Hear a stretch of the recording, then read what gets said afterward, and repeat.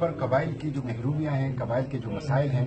جس میں IDPs کے مسائل ہیں، جس میں چیک پوسٹوں کا مسئلہ ہے، جس میں مسنگ پرسن کا مسئلہ ہے، جس میں تعلیم، صحت، روزگار کا مسئلہ ہے، جس میں سڑک کا مسئلہ ہے، جس میں پینے کا صاف پانی کا مسئلہ ہے،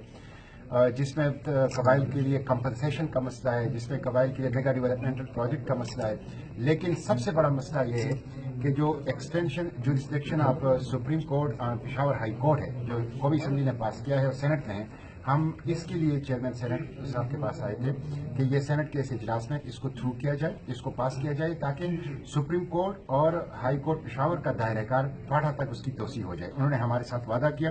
کہ اس اپریل کے اندر میں انشاءاللہ اس کو قومی اسمبلی سے جو پاس ہو چکا ہے اس کو سینٹ سے پاس کر دوں گا، اور سپریم کورٹ کا دائرہ کار اور پشاور ہائی کورٹ کا دائرہ اختیار وہ فاٹا تک بڑھ جائے گا. اور باقی جو مسائل ہیں، جس میں سی پیک ہے، روزگار ہے، صحت ہے، تعلیم ہے، سڑک ہے، مسنگ پرسن ہے، چیک پوسٹ ہیں، مائنوں کی صفائی ہے، جو وہاں بارودی